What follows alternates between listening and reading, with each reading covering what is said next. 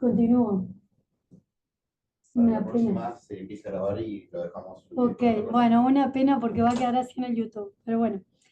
Eh, bueno, lo que iba es que desde hace ya un poquito más de 20 años se está trabajando fuertemente en el mundo en relación a seguridad del paciente y dentro de estas metas de seguridad, que son 8, también se encuentra una parte muy importante que son las infecciones asociadas al cuidado de la salud y la higiene de manos, que son partes del programa de control de infecciones. Así que, nada, esto es como un dato a color porque la verdad es que las infecciones, así como nosotros las tenemos a veces, estamos muy acostumbrados a decir, bueno, es algo que puede pasar. No, la verdad es que se pueden evitar y hay medidas que son sencillas y económicas y que realmente pueden llevar a nuestro paciente que ingrese a la institución y se pueda ir de la manera mejor posible, de la forma correspondiente posible, ¿no?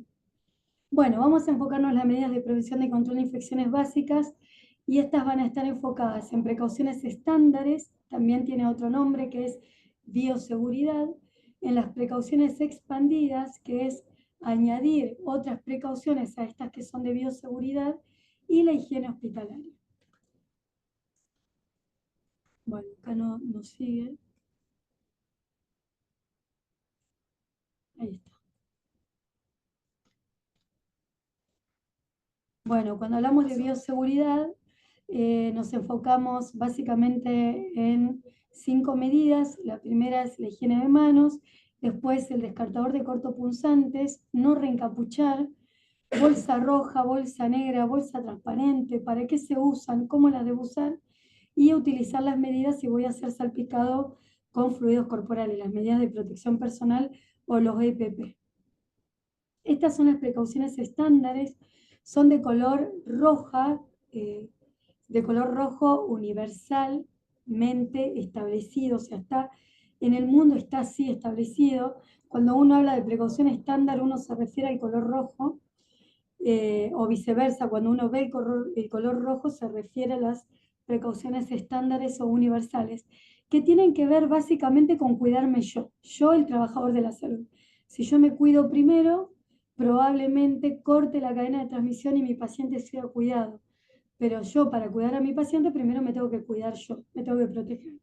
Y es la utilización de guantes, en la higiene de manos, la utilización de camisolina, antiparras, o protección ocular o escafandra, el descartador de cortopunzantes, no reencapuchar, el resucitador del paciente, que tiene que ser de uso individual, eh, y obviamente los descartadores de la bolsa roja, que es para elementos, digamos, todo lo que tiene que ver con todo lo que se escapa de sangre, fluidos corporales. La bolsa roja es para residuo administrativo y la bolsa transparente para lo que sería, por ejemplo, la cama de ropa o cualquier cuestión de ropa del hospital, ¿no? Ambos o las sábanas de la cama del paciente. Y esto ustedes pensarán, bueno, entonces tengo que abordar a un paciente y me tengo que colocar todo. No, la verdad es que no. Ahí es donde van a utilizar el criterio y ustedes van a decir, bueno, a ver, ¿con qué paciente me voy a enfrentar hoy en la sala? ¿Qué paciente voy a abordar? Y si ese paciente está colonizado o está infectado, ahí se utilizará una precaución expandida, pero el ejemplo más común que utilizo, que yo suelo utilizar porque me parece muy figurativo, es, por ejemplo, en una guardia de emergencias, si viene un niño que está con un vómito expulsivo y yo sé que ese niño me puede vomitar mi ambo y voy a recurrir a un camisolín hidrorrepelente, me voy a colocar guantes, voy a colocarme una antiparra porque sé que puedo ser salpicado con esta secreción que elimina el paciente y no sé en contacto con qué va a tener la mucosa. Entonces después no estoy asustado, ¿no? ¿Cuántas veces nos ha pasado que abordamos un paciente en la guardia y resulta que después se define que ese paciente tiene tal patología y estamos recontra asustados, buscando medicación por un lado, yendo a infectología, porque no sé qué tengo que tomar para cubrirme? Entonces, importante tener en conciencia o en consideración que existen estas medidas y estos elementos de protección personal que me van a cubrir a mí. Cuando hablamos de descartador de cortopunzantes, ustedes van a empezar a visualizar en sus instituciones que todos los descartadores tienen una medida que se llama nivel de llenado y el descartador no puede traspasar esa medida. Eso también es bioseguridad. ¿Por qué? Porque después estamos en el turno noche, estamos dormidos, estamos en una guardia que es intensa, estamos cansados, ya nuestros niveles de alarma ya no son los mismos que cuando estamos recién despiertos y estamos bien. Y puede pasar que vamos a descartar una aguja y resulta que el descartador estaba sobrepasando el nivel de llenado y me pincho. Y entonces ahí otra vez, el miedo, la alarma, ¿qué tiene? Voy al RT, no denuncio al RT, voy a infecto, tengo que tomar los antirretrovirales, sacándole sangre a la fuente para ver qué tiene. Entonces, esto se puede, digamos, evitar, respetando el nivel de llenado del cortopunzante y no reencapuchar. Estamos mal acostumbrados a que cuando hacemos un procedimiento tendemos a reencapuchar y no se debe reencapuchar porque así ocurren todos los accidentes de cortopunzantes. Bueno, higiene de manos, que es parte de la bioseguridad. Nosotros tenemos desde el año 2005 que la Organización Mundial de la Salud coloca 5 medidas que no son un capricho de autor, o sea, no es que alguien se encaprichó y dijo, hay 5 medidas para respetar, sino que estas 5 medidas se demostraron de que eran eficientes para cortar la cadena de transmisión y es, antes de tocar al paciente, antes de realizar una técnica aséptica, después de estar en contacto con fluidos corporales, después de tocar al paciente y el último momento es después de estar en contacto con el entorno del paciente. Hay que tener en cuenta que todo lo que el paciente porta, todo eso está contaminado, todo lo que rodea al paciente, que son objetos inanimados, la bomba de infusión, el parante de suero, la incubadora, la cuna, la cama, etcétera, está contaminado con los gérmenes. Entonces a veces nosotros pensamos que vamos y tocamos una alarma del monitor y como nuestra cabeza dice yo no toqué el paciente, no me higienizo las manos al salir, pero la verdad es que el entorno del paciente está contaminado y yo debería, después de que salgo del entorno, higienizarme las manos porque es el quinto momento y con eso yo corto la cadena de transmisión. Hay un dibujito que me gustó mucho que habla de los 5 momentos y los representa muy bien en neonatología, ¿no? Antes de tocar al paciente, antes de la tarea limpia séptica, después del riesgo de fluidos corporales, después de tocar al paciente, después de estar en contacto con el entorno del paciente. Bien, los tipos de higiene de manos ya los conocen, pero está bueno repasarlos. Existen 3: higiene de manos social con agua y jabón neutro, antiséptica, que esta se puede realizar con alcohol gel, con hidroalcohol o con clorexina jabonosa al 2 o al 4%. Nosotros en nuestra provincia tenemos clorexina jabonosa al 4% y la higiene de manos quirúrgica que es con clorexina jabonosa al 4%. Acá cabe destacar que la clorexina jabonosa es muy agresiva para las manos y si nosotros la utilizamos recurrentemente y lo hacemos indiscriminadamente sin pensar en cuáles son estos 5 momentos, y sí, se van a agredir las manos. Además tiene un efecto que es un bacteriostático. ¿Esto qué quiere decir? De que detiene el crecimiento de los gérmenes y va a tener una persistencia en el tiempo de 6 horas. Versus el hidroalcohol o el alcohol gel, que es bactericida inmediato y es instantáneo, y luego uno tiene que volverse a hacer la higiene de manos si quiere hacer otra medida. Por eso uno tiene que pensar bien en qué momento usar cada producto, ¿no? Si yo lo que voy a hacer es la palpación del abdomen de un paciente que está como este, que tiene integridad de la piel, que no está colonizado, no está infectado, no tiene ninguna herida abierta, no voy a tocar secreciones y solamente voy a palpar, voy a ocultar, no sé, voy a ver los reflejos, etcétera. Y yo voy a hacer una higiene de manos social con jabón neutro, no es necesario hacer la higiene antiséptica. Por el contrario, si yo voy a colocar, por ejemplo, una vía percutánea y debería hacerme una higiene de manos antiséptica, y en esta exclusivamente se recomienda la clorexina jabonosa por esta permanencia que tiene de actuar en el tiempo por 6 horas, porque sabemos que es un procedimiento que se puede alargar y entonces va siguiendo el efecto en nuestra piel esta clorexina. pero si no, no. Y la verdad es que hoy en día la Organización Mundial de la Salud apuesta por la higiene de manos antiséptica con hidroalcohol y con alcohol gel y dice que es, digamos, el insumo de primera línea para la higiene de manos antiséptica. Así que nosotros voy a hablar de Castro Rendón, ¿no?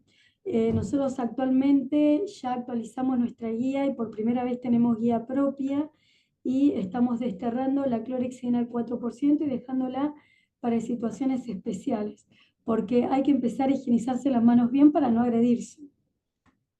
Bien, ahora hablemos de las precauciones expandidas, que es colocarle a las medidas de bioseguridad otras precauciones como son el aislamiento contacto, el respiratorio aéreo y el por gotitas.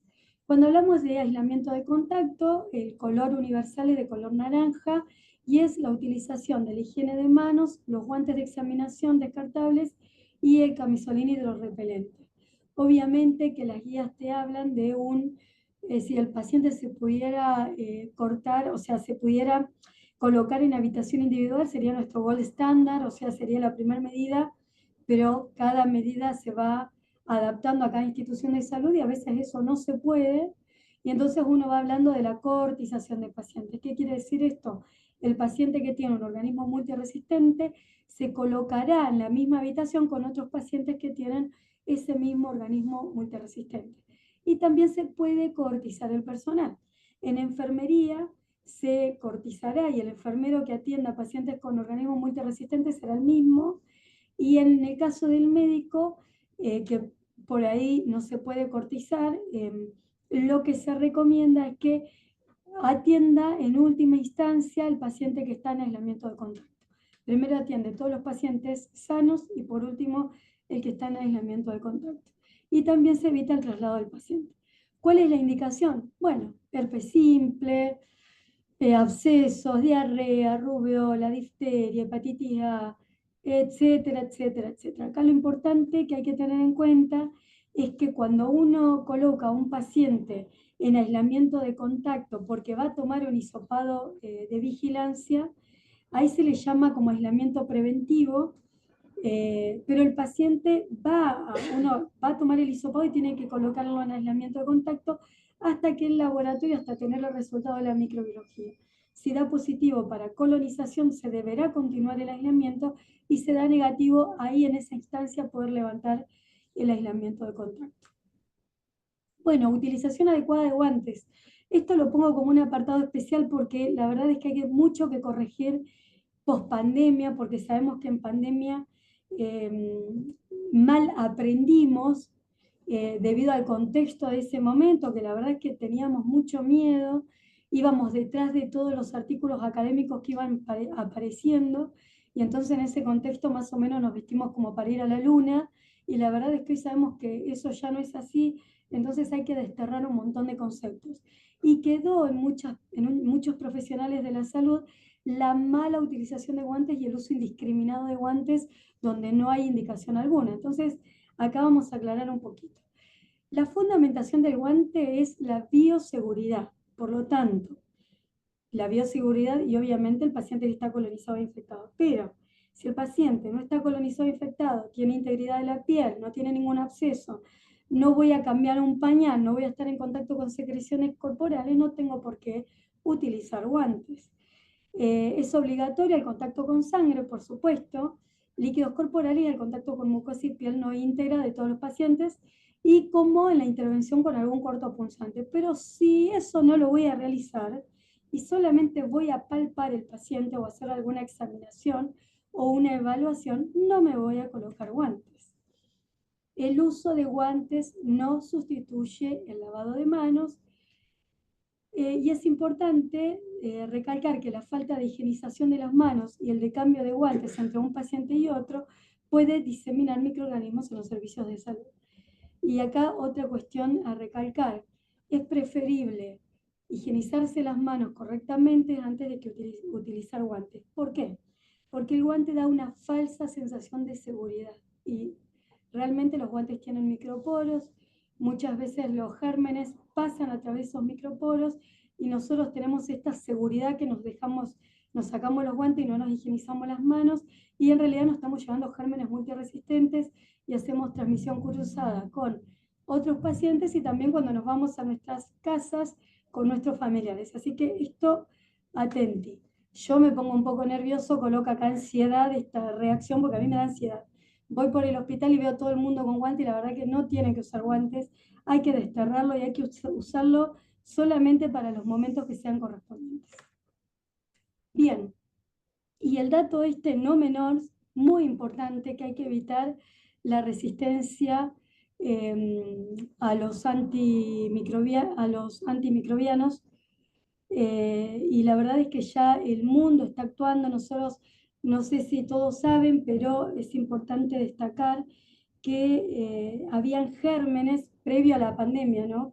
Ya se estaban haciendo proyecciones en el futuro, en el año 2019, y se estaba previendo para el año 2025 tener gérmenes que tengan 2 a 3 mecanismos de resistencia, y la verdad es que esto vino muchísimo antes y los tenemos desde el año 2021.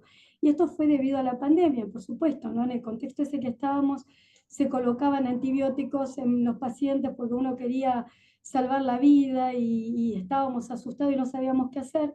Y en ese contexto lo que hicimos fue acelerar el proceso y hoy en día nos encontramos con gérmenes que tienen de 2 a 3 mecanismos de resistencia y otros tantos que hemos tenido algunos aislamientos en Buenos Aires de pacientes que son directamente, se llama multidroga resistente, que son PAN resistentes, que no tienen ninguna alternativa de terapia y son pacientes que finalmente se nos terminan falleciendo, ¿no? Por este uso. Así que hay que tener mucho cuidado.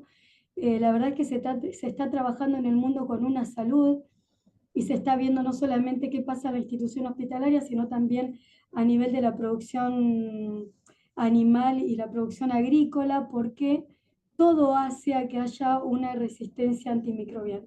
Así que también nosotros desde nuestro programa de control de infecciones institucional estamos trabajando en el PROA, que es el programa de optimización de antimicrobianos para luchar contra esta resistencia. Bueno, y también saber de que cuando tenemos en la unidad neonatal gram negativos, infecciones de pacientes a gram negativos, estamos hablando de malos indicadores de calidad. Y eso nosotros no tenemos por qué tenerlo y hay que evitarlos y no tenemos que empezar a acostumbrarnos. Ay, hay una pseudomona, no hay que acostumbrarse. Tengo una Escherichia coli, no hay que acostumbrarse. Realmente nos tiene que alertar, tenemos que mejorar y tenemos que ajustar las medidas de control de infecciones. Bueno, el aislamiento respiratorio por gotas, habitación individual, cortización del paciente. Acá el dato es que el barbijo que se utiliza es un barbijo tableteado quirúrgico común y solamente se va a utilizar guantes y camisolín frente a procedimientos de alta aerosolización. Ejemplo concreto, tengo un paciente H1N1 o COVID y voy a intubar. El que va a intubar se tiene que colocar camisolín, guantes, antiparra, etcétera, además de la higiene de manos y el barbijo tableteado. Ahora, todos los demás, cuando ese paciente después esté internado y esté estabilizado, solamente higiene de manos y barbijo quirúrgico. Cuestión importante a recalcar, el barbijo quirúrgico es de un solo uso. Ingreso a la habitación, agarro un barbijo limpio, ingreso a la habitación, abordo al paciente, salgo de la habitación y lo descarto. No puedo andar con el barbijo de bufanda, no lo puedo tener colgado en la oreja, no lo puedo tener en mi bolsillo, ese barbijo se descarta. No hay que usarlo de bufanda. Veo todo el tiempo la gente en el hospital que lo usa de bufanda y no es una bufanda, es un barbijo que se usa y se descarta. La verdad es que es un material bastante económico y se puede llegar a hacer las cosas bien como corresponde. Bueno, ¿cuál es la indicación? Enfermedad invasiva por influenza, meningococo, difteria, tosferina, parotiditis, rubiola, escarlatina, virus de la gripe, etc. Acá hay salvedades, por ejemplo, escarlatina, mantener las precauciones hasta 24 horas después del inicio de la antibiótico terapia, virus de gripe, mantener las precauciones por 5 días después del inicio de síntomas indefinidos para los inmunodeficientes. Ahí va a ver y va a indicar el neonatólogo y el infectólogo, ¿no? Pero bueno, cada una de estas medidas tiene su indicación y hay que respetarlas. Cuando hablamos de respiratorio aéreo, acá hablamos de este barbijo, que es un barbijo de alta eficiencia, que es el KN95. Este se llama KN95 porque lo hicieron en China, pero después tenemos el N95, que es fabricado en Estados Unidos, que por ahí pueden estar más familiarizados. Pero es lo mismo. ¿Cuál es cuál es lo que a mí me protege? Es que tiene un filtro EPA y realmente atrapa partículas que son menores a 5 micras, así que son gérmenes que quedan volatilizados en el medio ambiente, como es, por ejemplo, el ejemplo más concreto es el bacilo de Koch, que es muy chiquitito, mide 0,3 micras y queda suspendido en el aire. Así que bueno, para esto utilizar el barbijo N95, y también está la indicación para el paciente H1N1 y el COVID positivo cuando se va a intubar. ¿Por qué? Por la cercanía con la vía aérea. O sea, se tendrá que colocar este barbijo el profesional que va a intubar ese paciente. Luego, los demás no, el barbijo quirúrgico. Pero hay que hacer esa salvedad. Es importante hacerla por la cercanía que tiene con la vía respiratoria. Y también el camisón y los guantes se utilizarán en procedimientos con alta aerosolización. Bien, ¿y cuál es acá principalmente la indicación? Es tuberculosis, sarampión, varicela, herpes zóster, diseminada, etc. Bien. Recomendaciones generales para las UCI, las incubadoras, que acá tienen como, digamos, una cuestión especial, la gente que trabaja en neo y que tiene un neonato en incubadora, es que ya son un habitáculo, ya ese pacientito ya está en un ambiente, ya está aislado, ¿no? Y después, bueno, o algunas otras recomendaciones, que el barbijo N95 tiene una durabilidad de 100 horas reloj y son de uso personal. Este barbijo sí que no se descarta, es un barbijo que tiene un filtro EPA y es caro, es costoso, entonces se debe colocar en una bolsita de madera y yo lo tengo que poder rotular y lo voy a usar 100 horas reloj. ¿Esto qué quiere decir? Ingreso a la habitación del paciente en media hora, yo cuento 30 minutos. No es que una jornada completa hospitalaria, porque yo no estoy con ese barbijo 8 horas de hospital, 12 horas ni 24 horas, y además está contraindicado. Es un barbijo que no lo resiste cualquier persona. Está contraindicado en el asmático, en el cardiópata, y es un barbijo que uno no lo resiste más de 20 minutos. Uno empieza a sentir que se siente ahogado. Así que respetemos las horas reloj. Y el barbijo quirúrgico, que fue lo que dije, no es tableteado, es de un solo uso, así que hay que descartarlo. Bueno, en cuanto a la higiene hospitalaria, que es algo que está como olvidado, muchas veces se olvida, pero la verdad es que con el tiempo se ha estudiado de que es importantísimo tener que la higiene hospitalaria sea adecuada, ¿no? Y que sea con el elemento adecuado. La higiene y la desinfección de la unidad se realizará diariamente y cada vez que sea necesario. Las paredes se limpian diariamente desde 1,60 m hacia abajo. Luego de 1,60 m hacia arriba será una vez por mes. La limpieza del piso es diaria y no requiere desinfección, o sea, no hay que colocarle lavandina ni amonio cuaternario ni nada, porque la verdad es que el piso rápidamente pierde digamos, el componente que desinfecta. El techo se limpiará cada 6 meses o cada vez que sea necesario y los tachos no pueden sobrepasar. Hay que cambiar la bolsa cada vez que sea necesario. La bacha de higiene de manos, tener en cuenta que no puede estar mojada. La verdad es que todos los fomites o las superficies inanimadas que están húmedas son un lugar propicio para la proliferación de gérmenes, así que siempre tenemos que tender a lo que está seco y lo que está limpio. Y las incubadoras deberán limpiarse diariamente con amonio cuaternario por fuera y luego se le realizará una desinfección más exhaustiva y se va a desensamblar pieza por pieza cuando el paciente se haya ido por alta. Las heladeras deben limpiarse y desinfectarse una vez por semana. Bien, bueno, y eso sería todo. Me apuré un poquito al final porque tienen que dar otra disertación. Bueno, muchas gracias. Ahí está mi mail por si quieren preguntar algo, no tengo ningún problema. Vamos a hacer alguna pregunta en el chat. Bueno, si tienen alguna pregunta ahora, voy a poner dejar de compartir. Ahí mira donde dice más. Preguntas, que tiene el simbolito rojo. No hay nada. No, solo se escucha el apartado, lo van a enviar al formulario. Soy la doctora Se escucha re bien, se ve perfecto, se ve. Ah, se escucha bajito, dice. Sería bueno, bueno, sonar. Bueno. Ah, porque. Bien, bárbaro. Bueno, Ahí escucho perfecto. eso de acá. ¿Querés que lo ponga? A ver, vamos a ver si acá, si se escucha muy bajito.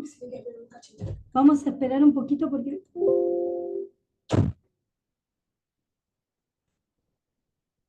De audio no te cago, ¿verdad? A ver, pero viste que acá no, Ahí está todo al palo. volumen de micrófono, ¿no? Ah, Ahí, mirá. comentá. No me da bolilla. ¿Tú te dejas? No, Ahí está el tema. ¿Qué lo hizo? estaba re bajito. Ah, no pasa nada. Por eso no se escucha. Bueno, yo sé arriba que esto no se grabó, no se escucha. ¿Cómo llegó? Ahí está, listo. ¿Ahí se escucha mejor?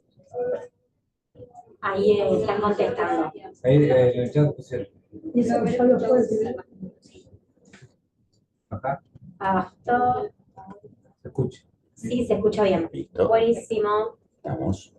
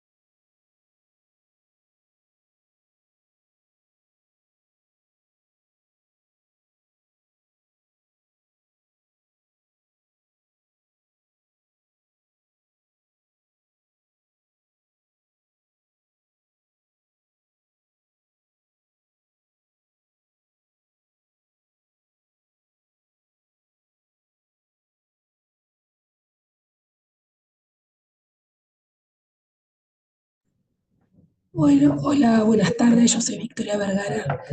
Soy infectóloga del Hospital Castor Redondo. Disculpen la voz del día.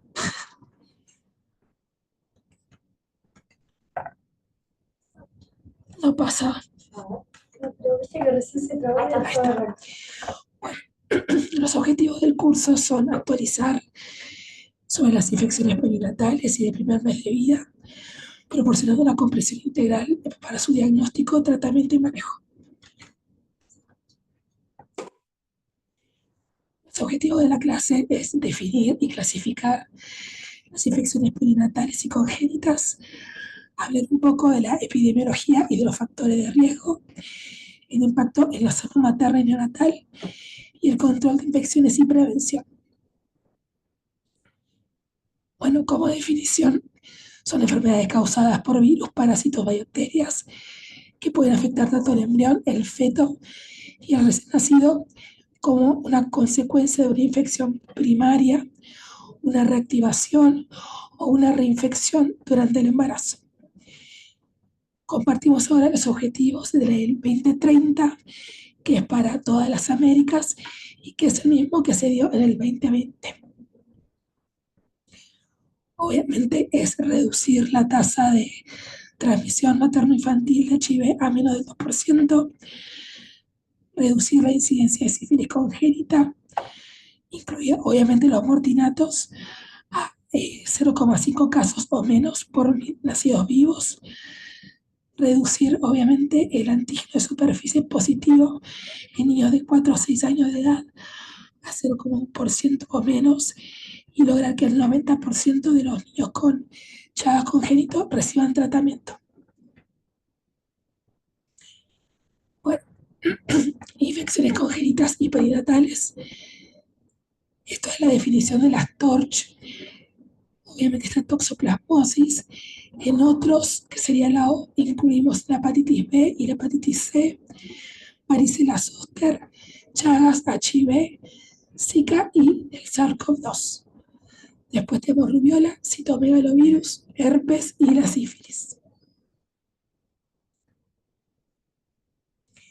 Acá vamos a charlar de las formas de transmisión que van a ser las transplacentarias, la vía ascendente y por vía de canal de parto. La transmisión transplacentaria va a estar dada en el citomegalovirus, el Chagas, el HIV, la rubiola, sífilis, toxoplasmosis y Zika. La vía ascendente es el Streptogalactiae y la Clamidia trachomatis. Y la vía de canal de parto, el CMV, el HIV, el herpes simple, sífilis, hepatitis B, el Streptogalactiae y la Clamidia trachomatis. En cuanto a la infección materna, sabemos que invade el torrente sanguíneo. Esto puede generar 3 situaciones en particular: es que el feto no se infecte y tampoco la placenta. Puede suceder que se genere una infección fetal y puede ser que se genere una infección placentaria sin afectación fetal. En caso de que haya una infección fetal, obviamente esto puede generar afectación en la viabilidad del feto y del crecimiento. Puede suceder que haya una muerte embrionaria y que sea una resorción del embrión. Puede haber un aborto o un mortinato y puede nacer o un niño prematuro o un niño de término. En el caso de un recién nacido prematuro y de término, puede ser asintomático, que justamente este va a ser el mayor desafío para los infectólogos y para los pediatras, que puede tener una infección postnatal persistente o puede haber también un niño sano, que acá es donde sobre todo tenemos que tener los controles a largo plazo. En cuanto a los pacientes sintomáticos, vamos a tener pacientes con una infección congénita, un retraso en el crecimiento intrauterino,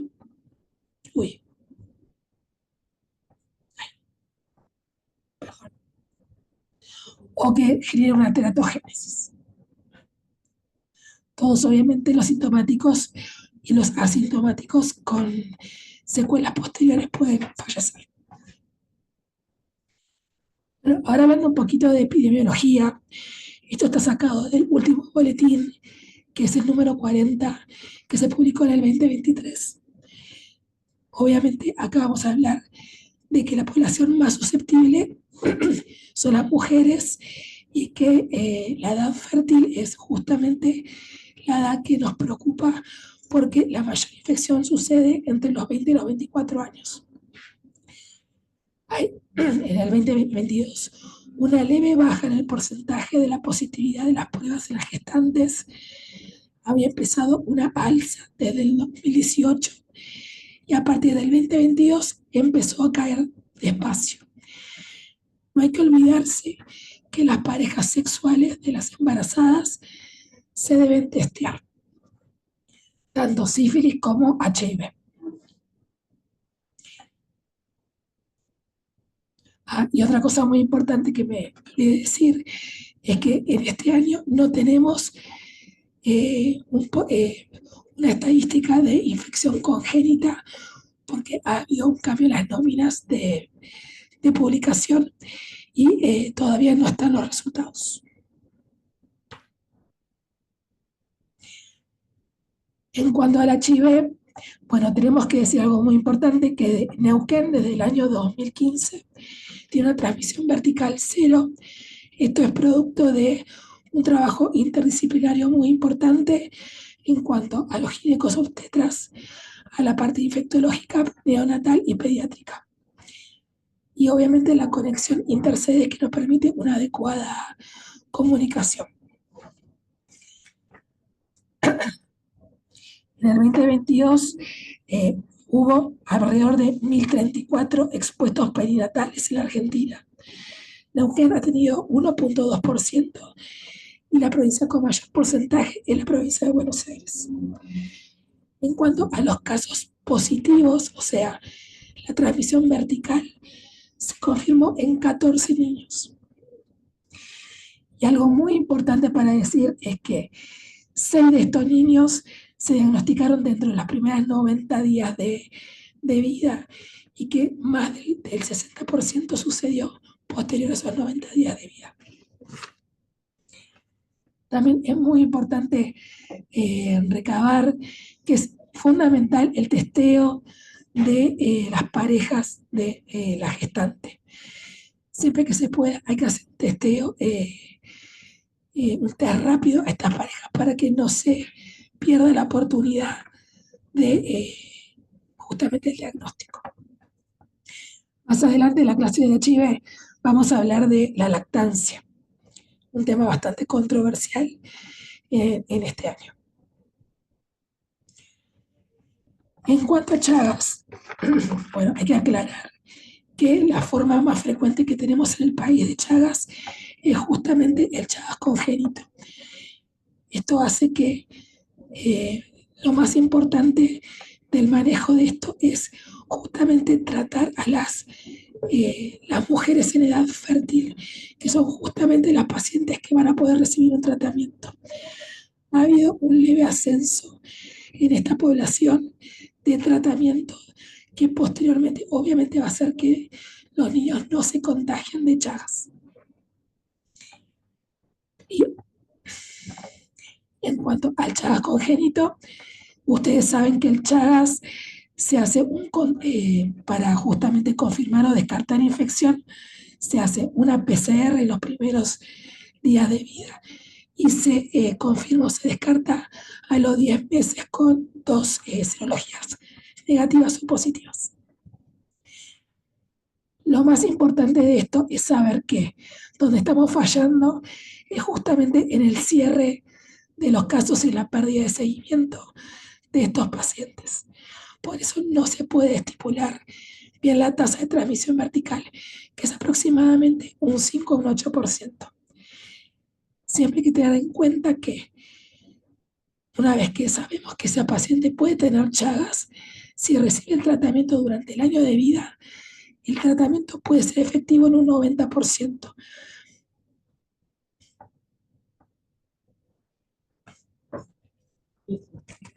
Bueno, ahora pasa a Pilar, mi compañera. Bueno, gracias, Vicky. Aquí estoy de nuevo. Quiero chusmear a ver cuántas personas están acá. 82 personas. Bueno, muchas gracias. Muchas gracias. Bueno, si bien, digamos, esto es una clase súper introductoria, vamos a hablar como muy poquitas cosas sobre cada una de las torches de las que vamos a desarrollar acá en el curso. Es muy superficial, es algo que va a necesitar ahondar y tenemos nuestros super expositores para las próximas clases que van a ir desarrollando cada uno de los temas. Bueno, seguro ya lo hablaron antes, digamos que siempre nos tenemos que apoyar en los 3 pilares, los antecedentes, la clínica y el laboratorio. Siempre digamos una buena anamnesis, una historia clínica completa, un CLAP completo, ayuda muchísimo. Y hablar más que nada con los pacientes, porque siempre estamos en el pase de guardia que el que dijo, que yo dije, que el fulanito dijo, no, o sea, hay que ir y hablar con el paciente, si tenemos la posibilidad de hablar con su compañía también, digamos, de ver esto que hablaba Vicky, siempre saber cómo es el estado serológico de la pareja, si en el caso que sea positiva o si requirió tratamiento. Bueno, nada, hacen a todo al cuándo pensar una infección congénita y perinatal. Me estaba adelantando. Bueno, importante, digamos, los antecedentes maternos, el lugar de residencia, si bien sabemos que ya hay muchas enfermedades que se han distribuido en todos lados, digamos, hay algunos lugares donde sigue siendo más prevalente, por ejemplo, Chagas. Después, saber los antecedentes de infecciones de transmisión sexual, los síntomas que tuvo durante el embarazo, digamos, molestias, flujos, si tuvo vesículas, también, digamos, saber si se cuidó durante el embarazo, si sabe que se tiene que cuidar durante el embarazo. Muchas personas, digamos, en la etapa de gestación lo asocian, digamos, a algún, como desligarse, digamos, del tema del uso de preservativo. Bueno, saber el estado serológico y las ecografías.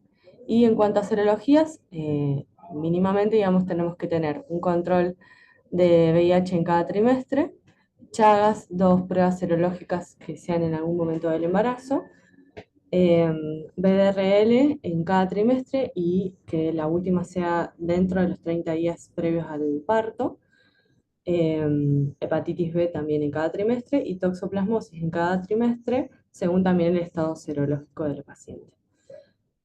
Bueno, conocer el estado de portación de estrepto, la actual y en embarazos previos también, digamos, saber si esta madre previamente estuvo colonizada por estrepto, si estuvo colonizada, si ese recién nacido requirió internación, si presentó algún cuadro de sepsis grave. Eso suma muchísimo para pensar el tratamiento o cómo vamos a abordar el recién nacido. Bueno, vacunas en embarazada, tenemos antigripal, tenemos la triple bacteriana y este año se agregó BRS. Bueno, después yo supongo que nos vamos a ir viendo cómo es el resultado de eso en los próximos años en la incidencia de bronquiolitis posterior. Bueno, en los aspectos clínicos a tener en cuenta. Bueno, sabemos la toxoplasmosis, que es una zoonosis provocada por el Toxoplasma gondii, entra dentro de las infecciones transplacentarias. Bueno, lo más grave en el caso, digamos, de la embarazada es la primoinfección. Sabemos que la transmisión es más frecuente a medida que pasen los trimestres del embarazo, o sea, es más frecuente que se contagie ese feto, digamos, a medida que pase los trimestres, y la gravedad es inversamente proporcional, digamos, es más grave cuanto más temprano sea la primoinfección. En cuanto a serologías, contamos con la IgG y la IgM, y en el caso, digamos, de estar en el momento del embarazo, contamos, digamos, con la realización del test de avidez también como otro pilar para el diagnóstico. La clínica mayormente es asintomática, pero que es lo que siempre vamos a hablar, digamos, que es los asintomáticos, es el gran trabajo, digamos, que tenemos que hacer para poder llegar a un diagnóstico y sospecharlo. Y la asintomática, bueno, son pacientes que cursan con hepatosplenomegalia, ictericias, linfadenopatías, rash, neumonitis, eosinofilia, anemia, calcificaciones cerebrales, convulsiones, microcefalia, hidrocefalia, corioretinitis, microoftalmos, glaucoma y estrabismo. Después, más adelante, hay unas imágenes. Es muy poco frecuente, pero cuando son sintomáticos es bastante grave. Bueno, dentro de las T, de la O, de otros, VIH, bueno, va a haber toda una clase donde se aborde VIH, es mucho lo que decir sobre VIH, lo que tenemos que hacer hincapié es el diagnóstico de la embarazada, que sea un diagnóstico obviamente precoz, cuanto más precoz es mejor, si lo tenemos obviamente previo al embarazo también, el tratamiento, y de eso, digamos, se va a hacer una clasificación, y de esa clasificación es la conducta que vamos a tomar con ese recién nacido. Sobre hepatitis B, sabemos, digamos, que la prevalencia en Argentina es baja.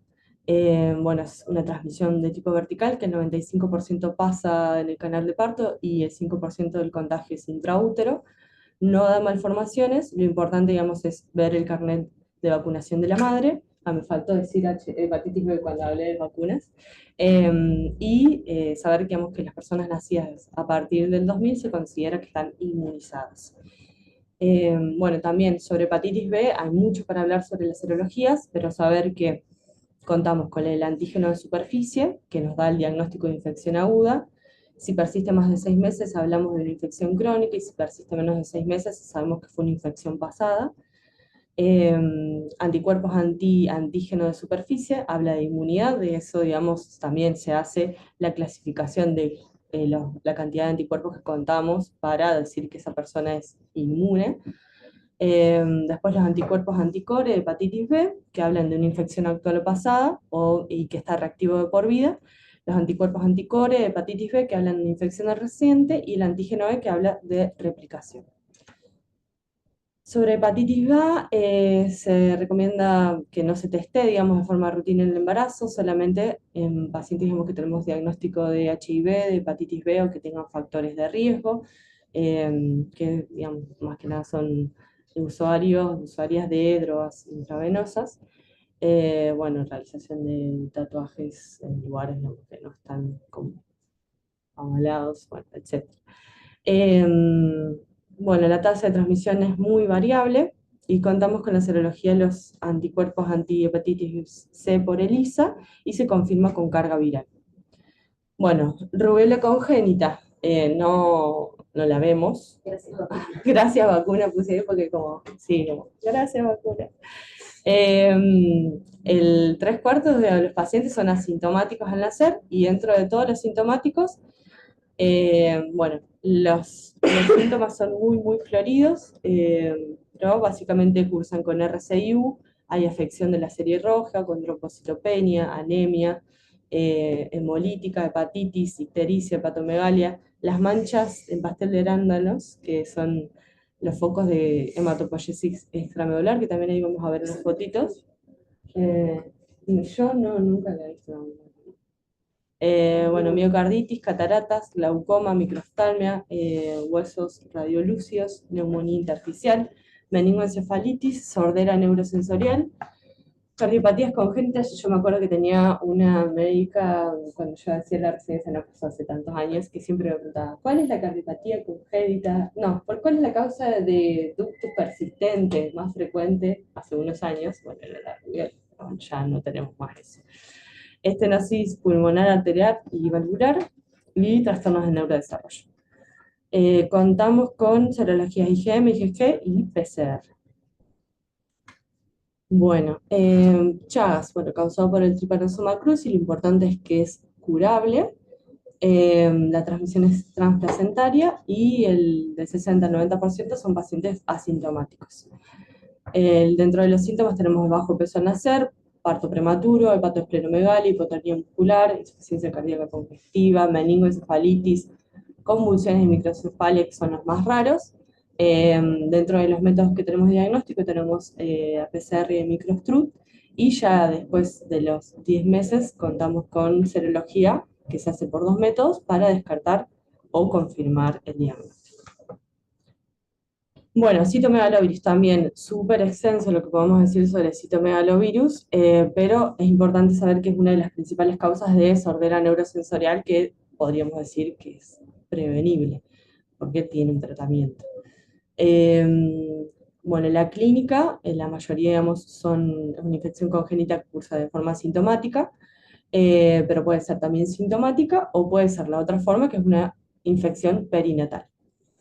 En este caso, la embarazada puede ser, digamos, una primoinfección durante el embarazo, o puede ser un caso de reactivación en pacientes que sean inmunocomprometidos. La pesquisa se hace en recién nacidos sintomáticos, que ya después vamos a ir ahondando un poquito más de eso en la clase, y lo importante, digamos, son las medidas de prevención de población de riesgo. Población de riesgo, digamos, profesionales que estén en contacto con recién nacidos, digamos, porque el citomegalovirus se elimina por mucho tiempo, casi un año, más o menos un año se elimina por orina, excretas. Bueno, personal de guarderías, de jardines, también, digamos, está en contacto. Y bueno, también está, en este caso, si es una persona que está con deseos de gestar, también conocimiento de la serología previa, tanto citomegalovirus como tox, digamos, te dan herramientas para, bueno, ser un poquito más cautos a la hora de alimentarse y, bueno, cómo manejarte en el trabajo también. Bueno, la serología que tenemos prenatal, IgM, IgG, y la PCR que se puede hacer en suero, orina, saliva y en líquido cefalorraquídeo. Después, seguimos con herpes simples. Ya no hay diferenciación en tipo 1 y tipo 2, digamos, ya como el 1 está en todos lados y el 2 está en todos lados. El riesgo de transmisión es mayor cuando hay una primoinfección. La presentación clínica va a ser según el momento de la infección. Digamos, tenemos estas tres posibilidades, que digamos, haya una infección previo, digamos, a las 20 semanas, donde puede haber posibilidad de aborto, malformaciones, RCIU, muerte fetal, lesiones de piel y ojo y sistema nervioso, que sea en el periodo periparto y que sea en el periodo postnatal. Y según, digamos, estos momentos donde se puede ocurrir la infección, va a ser la clínica. Digamos, puede ser la forma que afecte piel, ojos y boca, la forma de afecta el sistema nervioso y la forma diseminada. El método diagnóstico es por PCR. Ah, listo. ¿Esa era la última diapositiva? No. ¿Qué pasó? Ay, va, no. No sé por qué no pasa.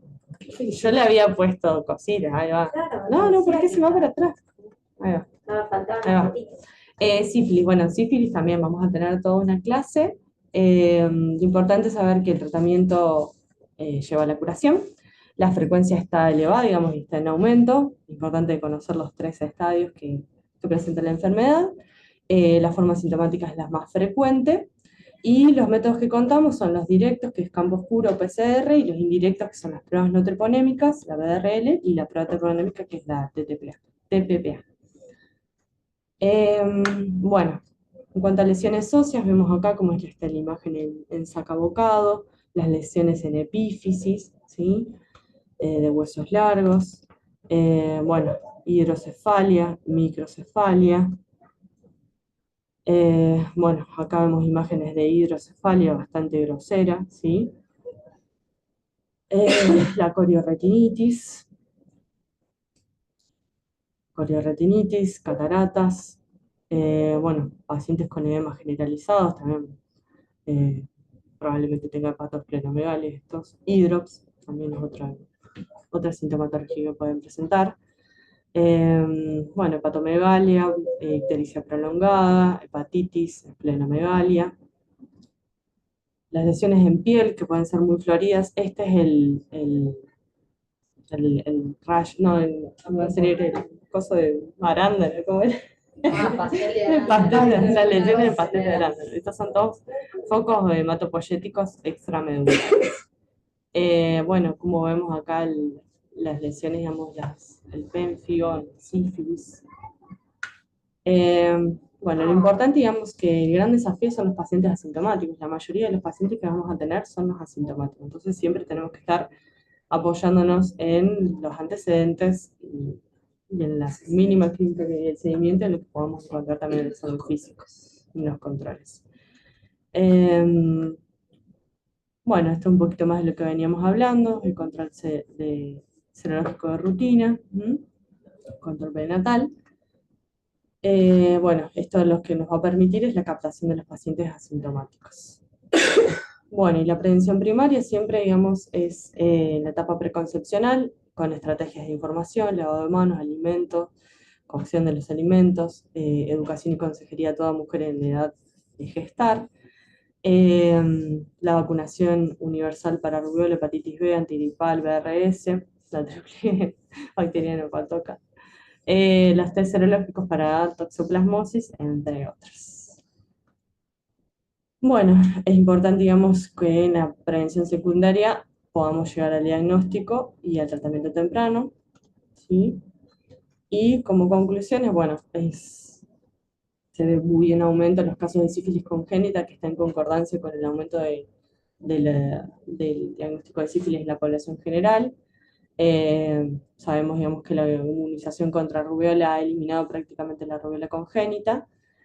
Bueno, tenemos muchas barreras por las cuales tenemos que trabajar, no solamente desde un sistema de salud que está deficiente, ¿sí? O sea, tenemos muchas veces que nos faltan reactivos, pero también falta que las personas puedan acceder al sistema de salud, entonces, digamos, eso también es muy importante, y también es muy importante que nosotros las personas que atendemos a estas familias no contribuyamos a esas barreras.